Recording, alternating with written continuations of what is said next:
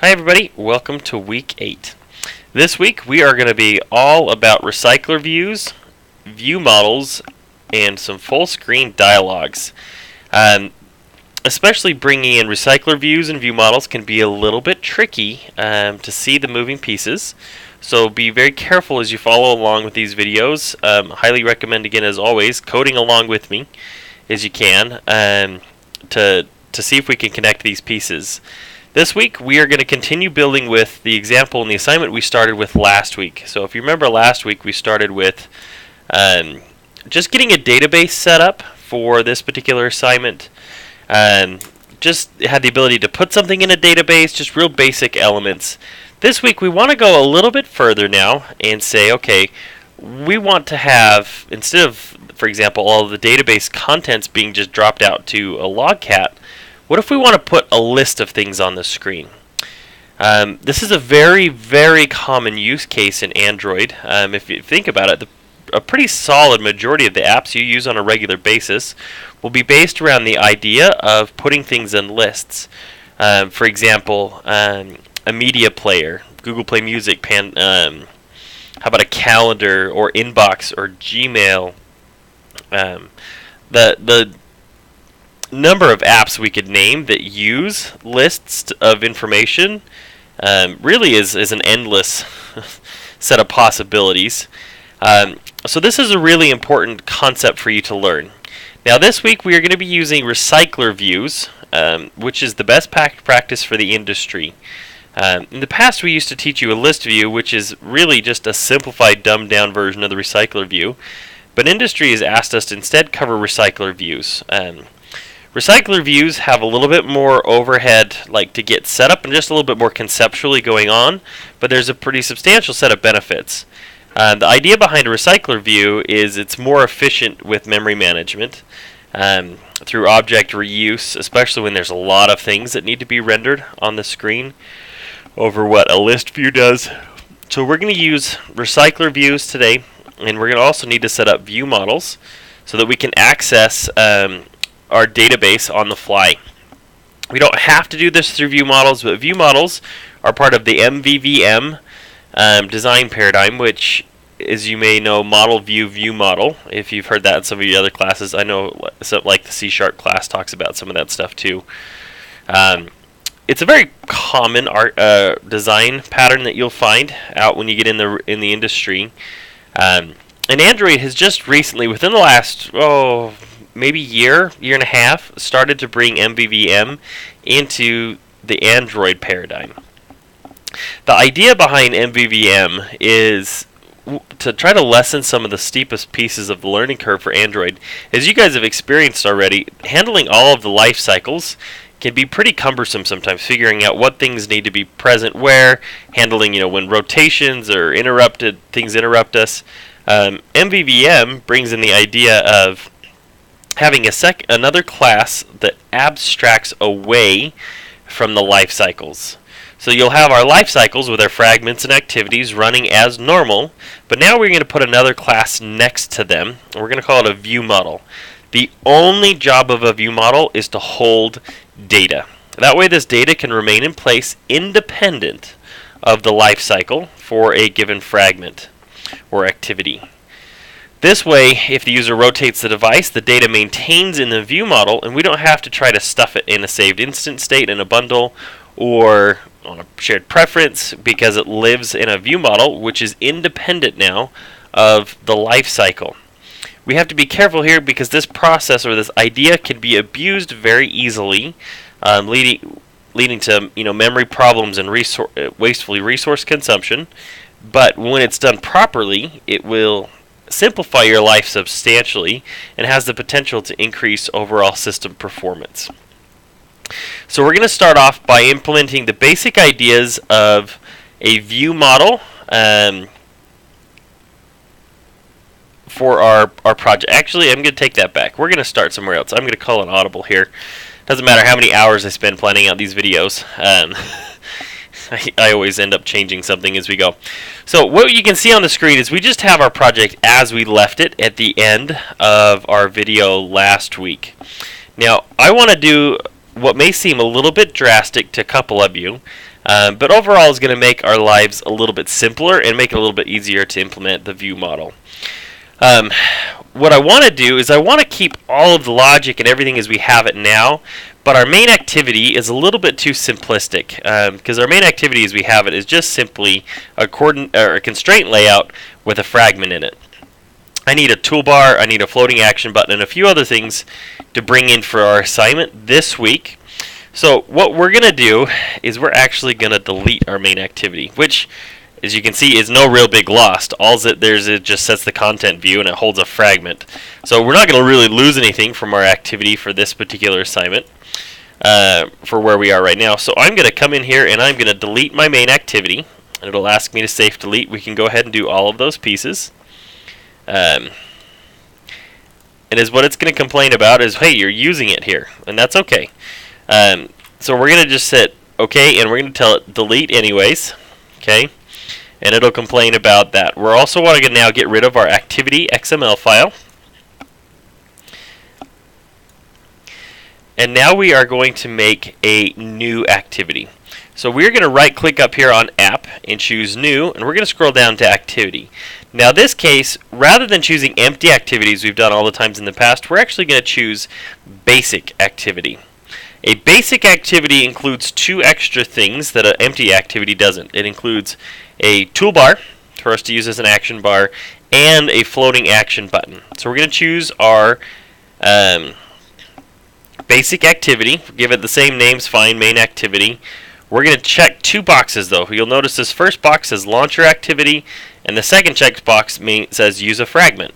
That is what this is going to do, is it's going to take and set what would be the content view now to be a fragment pre-built for us. And then when we say launcher activity, this will put it in the Android manifest so that when our application starts, this activity is the thing that's going to trigger. That's going to be really important because we just deleted the one that had previously been our launcher activity. Then we'll go ahead and press finish.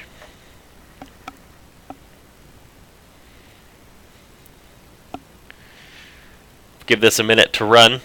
You'll notice it created a couple of things for us. We have a main activity fragment now. This is the content. And we're going to work with this guy here in just a few minutes. This is the main thing that goes inside of our activity main. Because if we look at our activity now, the layout file has a ton more stuff. We have an app bar layout, which contains a toolbar. We also now have a floating action button. But one other thing that's really important here is it's included a new piece here. Is we have an include statement to try to simplify, because when there's all of this, boilerplate, there we go, stuff in place here, it gets a little easy to get lost with your stuff. So they're going to use an include and instead now say content main. So whatever we would have be the main content would go in this, which just is our fragment for now. We could change this to a frame layout and then add our fragment programmatically within our main activity if you prefer. That's acceptable as well. But for what we're doing here, to have it just set in our fragment for us inside of the XML file is perfectly fine. You'll also notice now we have our main activity. The only difference from what we had before is rather than just setting a content view, now it is getting our toolbar and setting it as the action bar, just as we've done in weeks past.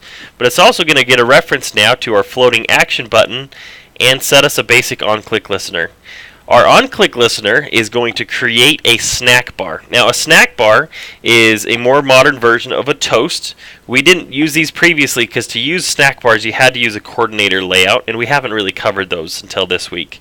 But the idea behind a snack bar is rather than just a floating ghost box over the top as a snack bar is a little black bar that will pop up from the bottom of your application and scoot everything else up out of the way as needed to show the user some text as well as allow them to take an action. I'm sure you've seen them in other applications.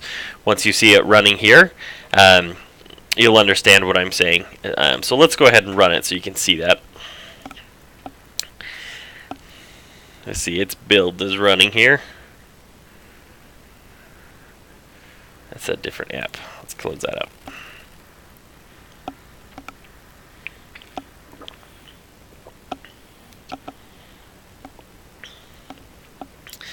I'm going to go ahead and pause this for a second while it compiles. It's taking its sweet time. Alright, the build finally finished. So if you can see, if I click on the floating action button right now, it pops up this little box. You'll see our action bar scoots up. These are called snack bars. So they're kind of the more modern version of a toast. We don't really need it for now, but that way it introduces a new UI element for you as well. So now we have, though, a activity that contains a toolbar that we can access to put icons and buttons and things as normal, as well as now we have a floating action button that we can work with. So now we have those basic pieces in place. Now we can start to implement the elements of a view model, and now recycler views, recycler view adapters, and those other pieces there. A view model, as I mentioned previously, is a really simple idea, but it's rather abstract to some of the stuff you've done in the past. The idea is we will have, it's almost like a holder class. If you think about if you had a box that you could put all of your data in, and then whenever you need a piece of that data, you could just reach out and pull out a copy of it out of that box. That's the idea of a view model. So let's go ahead and make ourselves a view model. We're going to choose New, Java Class, and let's call this All Users View Model. Okay.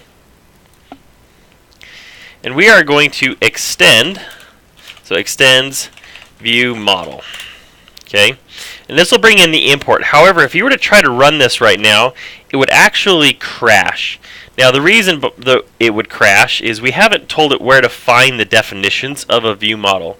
View models, as I mentioned already, are a new thing that Android is starting to bring into play, starting with iOS 17. So really, it's only been a year and a half since they've implemented those.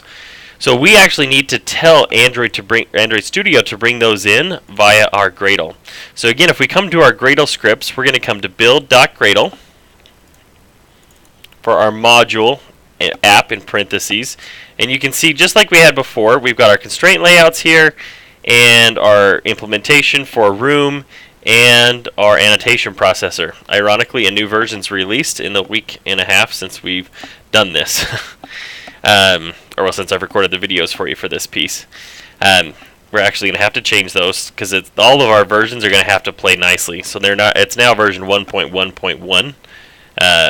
Except constraint layout was gone down to 1.1.2. Okay, so I've updated those. Now we're going to add in some new pieces. I'm going to put a comment in here so you can keep it all straight, what goes to where. So our view model is going to require us to bring in implementation. Oops, hit fat finger and stuff here on my keyboard. Okay, our implementation for view model is Android.architecture, so arch.lifecycle, because they're part of a series of components designed to abstract the lifecycle for us, because that's such a struggle for so many developers. And now we want to find the tag, so a colon with the word view model, and we want version 1.1.1. Now, to make view models function in conjunction with our database, we actually need to bring in one more piece. We need to bring in implementation for Android.architecture.lifecycle and a tag for live data, version 1.1.1.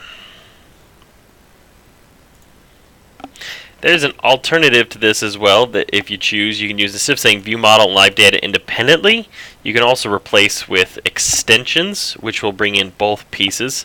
I'll show you what that looks like. So if we just copy and paste, if you change this word right here to extensions, the tag, so Android.arch.lifecycle :extensions, version 1.1.1. That encompasses both view model and live data, or we can bring them independently if you want, or you can put all three. It doesn't really matter which way you want to go about those pieces. You'll see this is right now. Actually, it's complaining we need to sync. So we'll go ahead and sync those. But this will bring in the pieces that we're going to need to work with our view model and to make things play nicely for us here. So we now can go back to our view model as we were defining it. So here, now view model is found. It knows what it is because we've brought it in through our Gradle file. Now our view model doesn't really need a whole lot in it because The idea here is we want to be able to show a user now a list of all of the things that we've put in our database. So continuing with our demo here, it will be with our users, or with your application, it will be with courses that's generated by the user. Or in the coming weeks, we're going to reach out next week and pull that data over an API and pull that data directly from Canvas. So we need two things in our view model. First, we need a variable to hold the thing we're going to want. So you would, if you had multiple things you wanted your view model to store, we would need multiple variables. The thing we want to store is of type live data. Now, live data is a lifecycle aware class again that's going to allow us to retrieve portions of a database connection. So a query, and then the data itself will be automatically updated if the underlying database changes. That's why we get the idea of live data, is it's tied directly to the database, and it will automatically invalidate and re-pull the list of information for us. Say, for example, if I add something to database, or I update, or I delete, live data will do that for us. Now, live data is a templated class, so it's an encapsulator for us. So we need it to return a list of users. That's what we want to work with. Import all of those pieces, and I'm going to call this guy user list. So I just need access to a list of users, but I want to do it in a lifecycle aware way, as well as now an awareness of what's going on to the underlying database logic. Now, a view model also now just takes methods where we can get to the data that the view model is storing. So I want to define a public method that returns our live data list. As you can see, it's going to give us even the basic structure of it because it can tell that's what we're going to try to do. However, we want to first check to see if this user list is not, if user list is not null. Wow, can I not hit the right keyboard keys today? Not null, then just go ahead and return it. If it is null, we need to populate it. User list, and let's store a reference along the way to appdatabase.getOurInstance.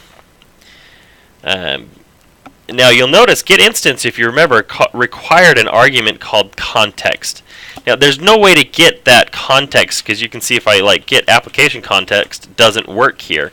I don't have access to it in that scope. So I'm going to require my user to pass a context into me. That way I can work with it, and I'll pass that now to my database, which needs it. And then we can get access to our DAO and just ask it to get us all. Okay. Now it's going to complain because this was returning a list, because that's what we needed before when we were putting it out on the database. However, now we're wanting this to be done in a way that's aware of the underlying tables used in this query. So we're actually going to go in and change the signature of our get all. Easy way to do that, if you're holding the control button, you can click straight on get all. Otherwise, you can go navigate to your user DAO, and it will get you there the same way. Now, our user, when we have get all, returns a list of users. All we need to do is wrap this in live data.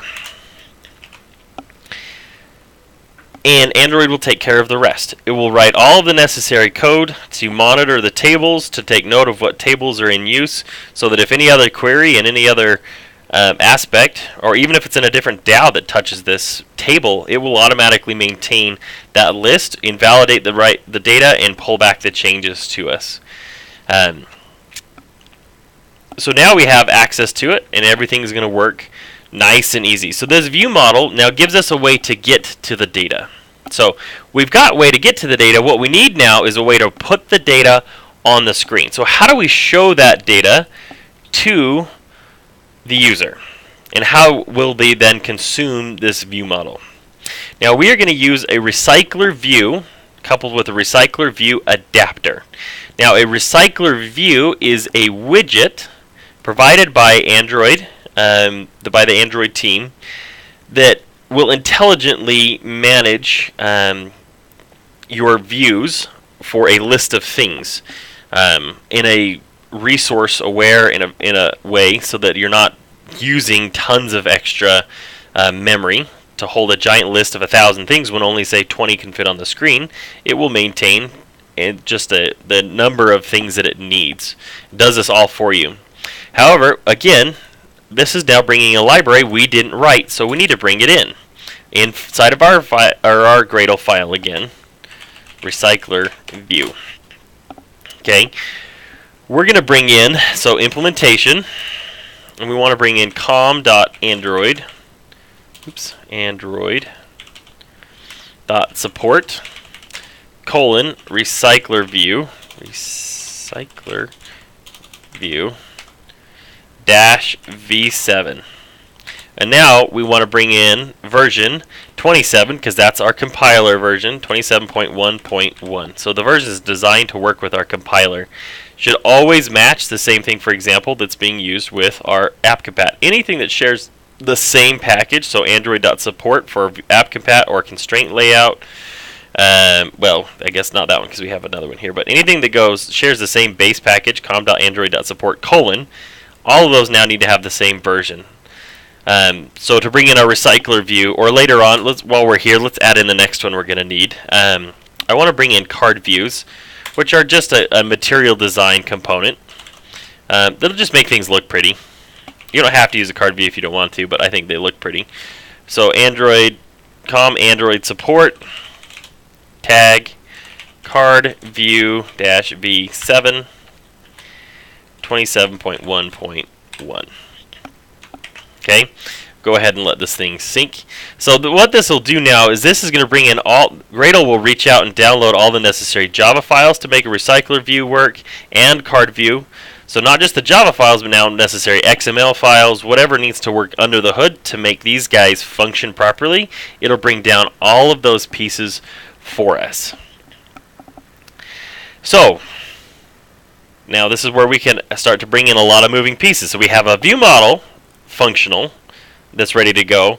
Now we need to put a recycler view into place and then tie these things together. Now our recycler view, the main idea here is that this main activity fragment we made before will show us a list of all of the users in our database or courses when you get to your assignment. So in layout, and I'm going to choose fragment underscore main. I want to get the XML file for that fragment. Right now, the XML file for that fragment, as you can see, contains just a constraint layout. There's nothing in it. We're going to actually change that now to contain a recycler view instead. So let's change this guy to recycler view.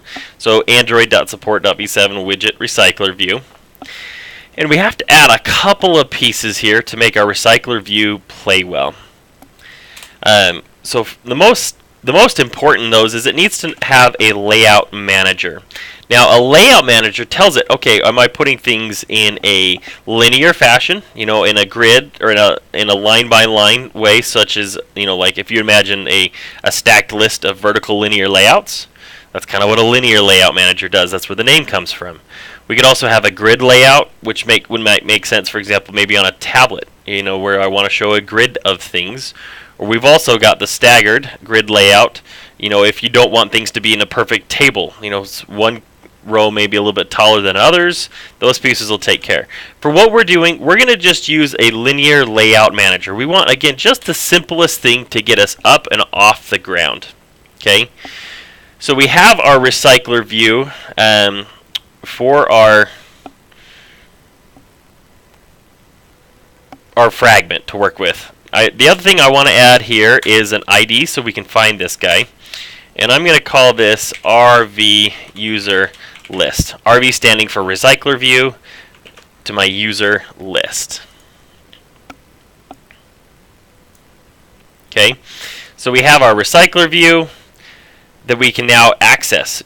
Notice I don't have to put anything inside of it because that's where the adapter now is going to come into play. The recycler view, if you think about it, is just the parent that holds all of the logic and holds the components. The recycler view adapter now is the next piece we're going to work on, and this guy is really the beating heart and soul of a recycler view. Its job is to take two different pieces of and make them work well. So one side is the UI piece, where I want to have a series of views be generated But the other side of that is the data, which is now going to control what goes into those UI pieces. And that's what this adapter is going to take and work together. It's going to adapt the data in its data form in objects, into our POJOs that we have, and adapt that now into something that can be bound and shown on the screen. So we are going to make ourselves a recycler adapter. So again, we're going to choose new Java class, and I'm going to call this, the names, find a convention that works for you. I'm just going to call this, actually, let's just call it user recycler view adapter. And for the super class, if you want to fill that in now, you can. I'm going to leave it out for just a minute. And we're going to choose our user recycler adapter. What we're going to do for this user recycler adapter, though, is we are going to extend, okay, extends. Now this is where we want to be careful, because we don't want to extend recycler view, okay, because we're not making a new recycler view. Rather, we're wanting to override recycler view adapter. We're wanting to make a new adapter. So in recycler view, we can choose .adapter, and you'll notice there in that hint it was templated, okay?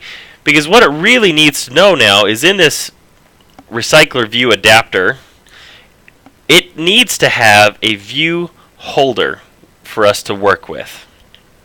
So we're going to take that, and we're going to, inside of this recycler view holder or view adapter, we're going to make an inner class here in a few minutes, and we're going to call it view holder. It's going to complain that it doesn't exist, and that's completely okay. The idea behind a view holder is it will be an inner class that will contain all of the necessary logic for an individual view. So if you have a list of different views, what pieces do I need to make one function, and how will I interact with those? So let's go ahead and define that first piece. So public class view holder, and they're pretty well always called view holder. You'll run into that when you get out there, and it extends recycler view dot view holder, because again we want it to function with a view holder, so it needs to know how to make those pieces work properly.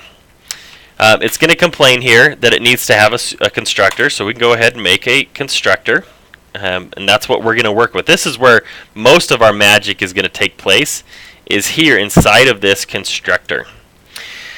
Because what it's going to do is our adapter is going to build view holders as it needs them, and call that constructor, and allow us to get references to the views, which we will then bind against later on. But if we're going to want to work with individual views, it would probably be useful for us to have a layout file that described what that view could look like. So let's go ahead and do that now. Let's go ahead and choose new, and we're going to choose, again, I'm right-clicking on layout, choose new layout resource file. This is the first time you guys have ever made a layout resource file that wasn't tied to an individual fragment or something else like that. In our case here, we were on I'm just going to call this recycler item. And we don't really want to do all the overhead right now of a constraint layout. And this is where that card view comes in. I'm going to make my root element a card view, because it'll handle all of those pieces of making it look nice for me. If you'd rather use linear layouts, because that's what you're comfortable with, by all means, go to town and use a linear layout. That's fine. I just like the look of the card view. So, inside of our card view, though, we need to tell it what needs to be there. So, the idea here is maybe we have a couple of text fields for us to function with. So I'm going to go to our text view. So we have our card here, and an individual card, we have to be careful here. Now when it first creates this, by default it wants our width to be matching the parent and our height to be matching the parent. But if you think about what we're doing here, is we want a list going top to bottom of individual cards. Each card should consume the whole width, but if I leave my height, I will only ever see one card, or every card will be the height of my screen. So we're going to change this layout height, instead of saying match parent, to wrap content, because I don't want it to take over everything here.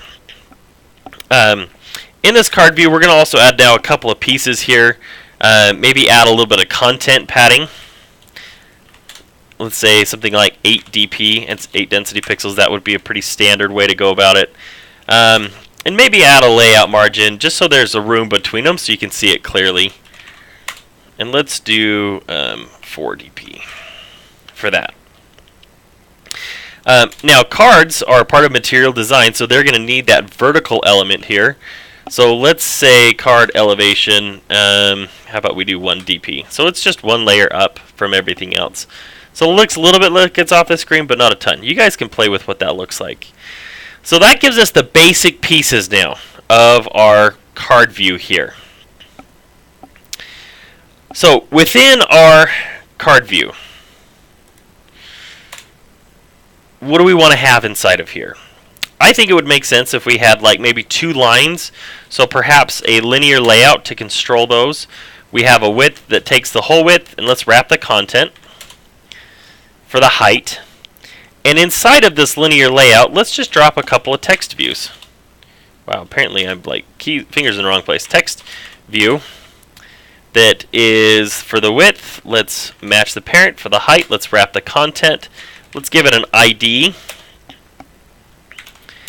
of line 1. In fact, why don't we use a number? That might be easier. Line 1. And let's do a second one. I'm going to copy and paste this again so it looks the same. And I'm going to do line 2. Now you guys could come in at this point. Well, oops, we forgot to add an orientation here. Vertical. And now you could make individual lines look differently. For example, like let's say I wanted to make line 1 look a little bit bigger. This is a great place I could come into my text appearance and say, you know what, I want this guy to look like a, say, a title. Where are you not finding that? Alright, let's just go for headline. That's fine. So it'll make it a little bit bigger. And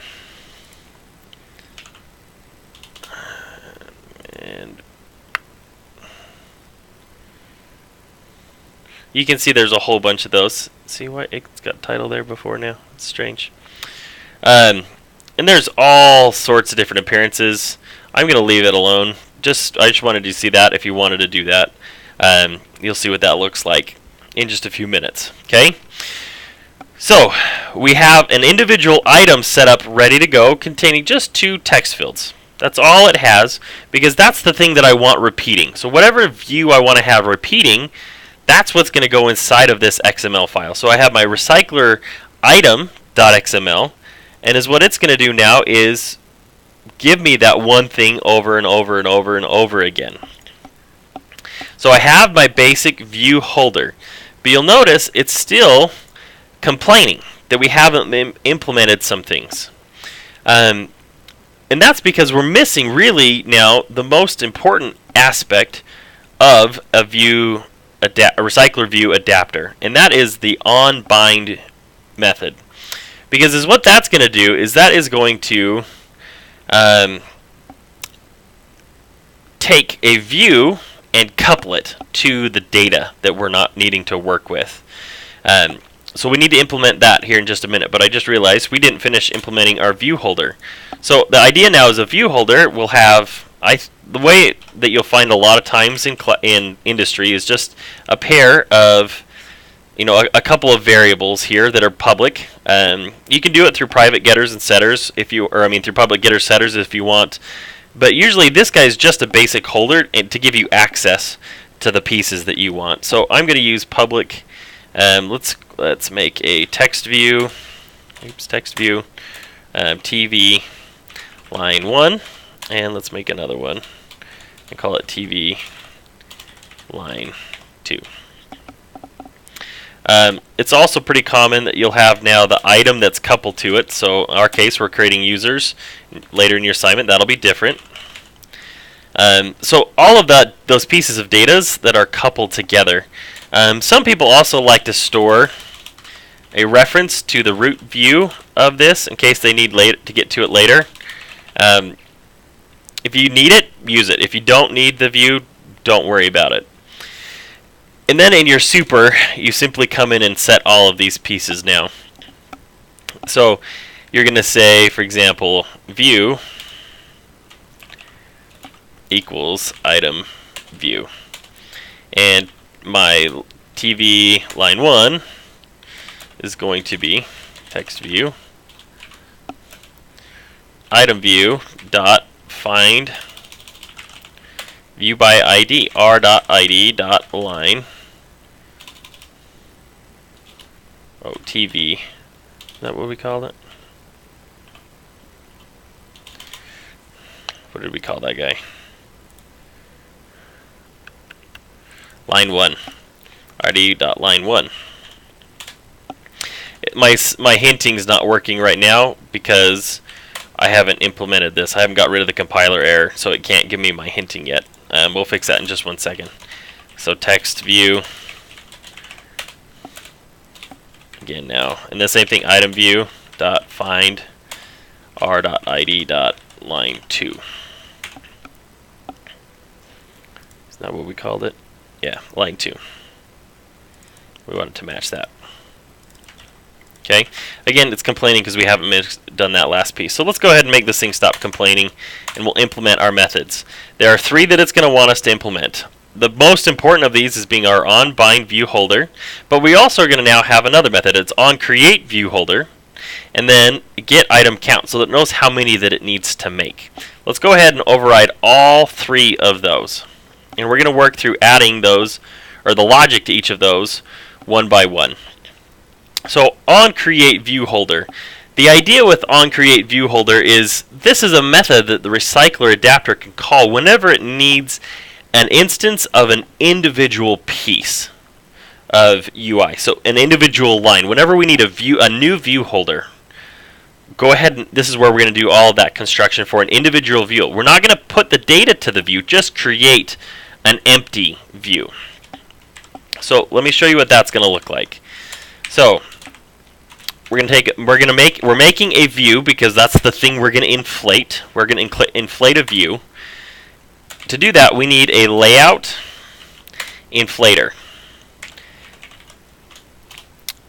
And we're going to say parent.getContext.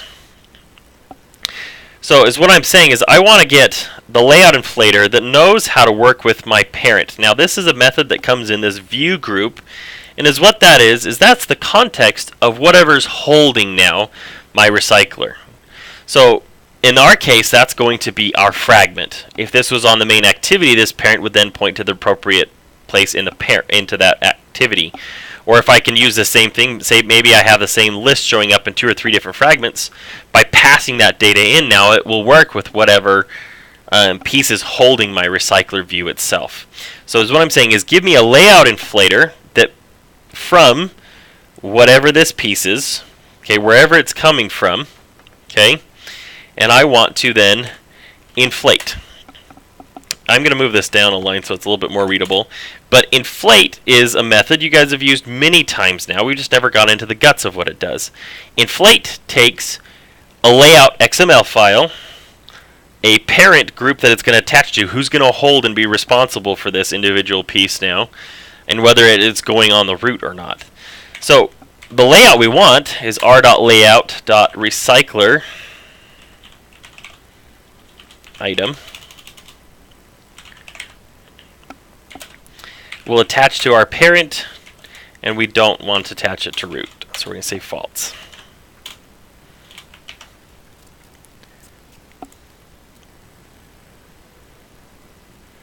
All right. So it hasn't caught up with this, and sometimes this happens. So a build clean will almost always fix weird issues like this, kind of like we had last week. If you remember in the video, we had to do a build clean. Especially as you're building pieces like this, Android Studio sometimes can't keep up with all the changes and the new places that we're bringing in ideas or concepts or resources, other things like that. So a clean can go a long way. So I'm going to let that clean run for just a second. I'll pause the video so you guys don't have to stare at it cleaning. Alright, our clean is complete. But you'll notice, and I want to point out this error too, because you guys will run into this sometimes too, where your R goes red, and it just went away there. Anytime R goes red, that means there was a compilation error. If it says R is not found, which means you've got a problem somewhere else you're going to have to sort. And the place where you'll find those issues is in the build tab. So if we come to this in our Java compiler, we can see there's an error right here of an incompatible type. Because we changed to live data, the logic we wrote last time in our thread to log out individual users no longer works. And since we're getting rid of that in this particular assignment, I'm just going to comment this whole piece out for now, because we're not going to need it and we're going to get rid of it later. That should solve our build error. So I'll come in and tell it to rebuild again. But anytime you find that R goes red, this build tab right here is going to be your most important aspect to figure out what went wrong, because somewhere along the line something didn't compile, and that's where you're going to find the place where the compilation failed most easily. So while that guy, we can let it go and finish compiling now, and we can keep implementing. So we have our onCreateView holder, a method that knows how to inflate the proper thing that this adapter works with. Because remember, the adapter is tying together the UI side and the data side. So this says I need to create the UI side, except we want to return now, not null, but we want to return the view that we just inflated. Except we want to return, our new view holder, and we'll pass it that view we just inflated. Because we want to give it an instance of this guy, because later on when I want to tie the data to it, I'm going to need to be able to access the appropriate pieces of that view. So let's return a view holder that holds our view we just inflated. The next thing we need to be able to do now is we want to bind the two together. So I want to take my UI now and couple it together with the data side of this whole thing. You'll notice it gives us a couple of base pieces. It will give us the view holder, this guy that we just constructed. It'll give us the holder to use, and it will give us a number to represent the location in the list. So if I have a list of 10,000 items and say it says 900 in position, that means that's what piece I want to show out of all of those items. Is that one here is the one that I'm binding together. And this method will now be called repetitively for however many views are on screen at any given time, plus or minus some for off screen above and below. And then as the user scrolls, it will automatically bind new things in front of the user so that they just get a real nice smooth experience as they scroll through the data. Okay, so it'll give us the holder and the position. Now, if I'm going to get a position of this, that implies that I'm going to have some list of data that I'm going to retrieve that from. Well, we haven't created anything to hold that yet, so let's do that. Let's create a private variable, and I'm going to call it, and we typically want this to be a final variable, private final list of type user, because that's the thing we want access to, and I'm just going to call it users.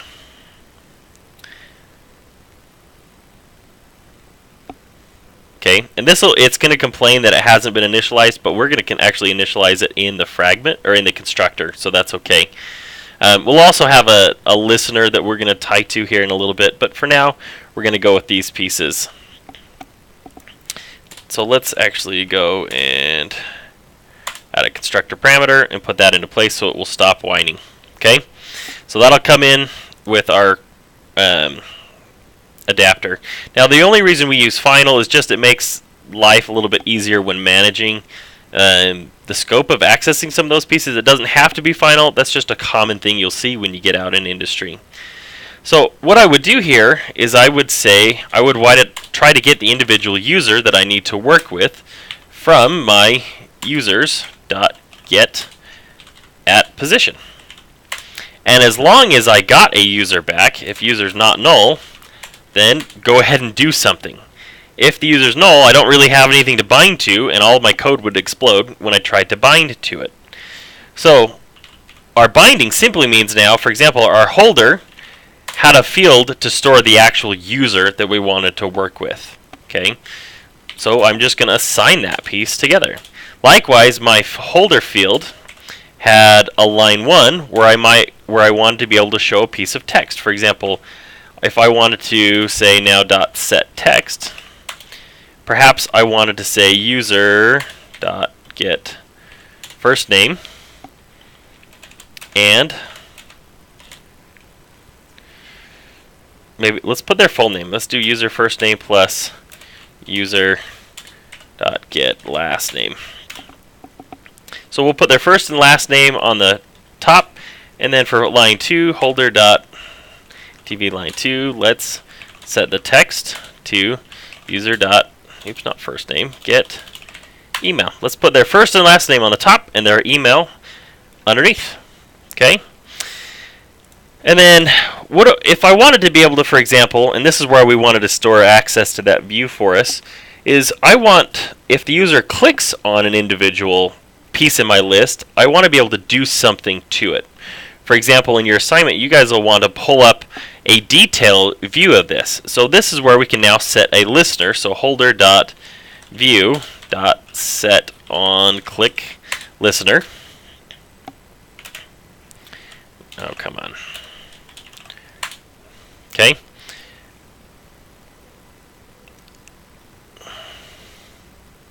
So this allows us to now set a basic listener. So in this case, you're going to do user clicked. We'd want probably best to set up an interface to do this and attach, an mListener, maybe have that come in our constructor as well, so that we can have a method that we can guarantee we can safely call for that. So that's the same basic thing as we've done with our fragments for a bazillion times now. I can say private final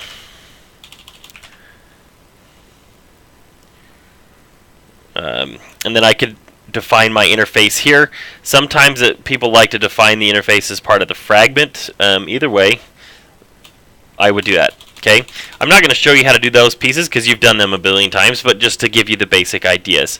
You would then pass, if you're going to use the that thing that's going to bind it, you don't have an on attach now. You would pass it into the constructor as a second argument here.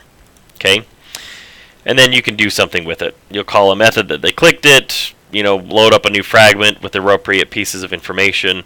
However you want to do it. I'd probably pass holder.user to it, or user to the whatever method you're calling for your interface to click on it, to notify them that it's been attached. Okay. So now we've created views and we've bound to those views. The last thing we need to have here is get item count. This is going to tell it how many things are there for the recycler view to manage altogether. By default, that is 0. Obviously, we don't want that. That's going to be whatever the length of our users is. So dot size. Okay, that way it will all play nicely together because it needs to know how many overall items am I managing, and that's where this users.size is. It's going to tell it how to manage all of those pieces together. Okay, so far in this video, we're getting crazy long, so we're going to stop here in just a second. Okay, we have set up a new main activity that had a fab button for us and toolbars to work with, because we're going to need that in coming videos. We've set up a view model to hold the data that this recycler is going to work with. We set up a recycler view. We've now set up a recycler view adapter. In the next video, what we're going to do is now put all of these pieces together in the UI. So we set up the view model and we set up the view recycler view and its adapter. And then now how do I put that together in the UI so that my information is now shown on the screen? Okay, we'll go ahead and do that in the next video.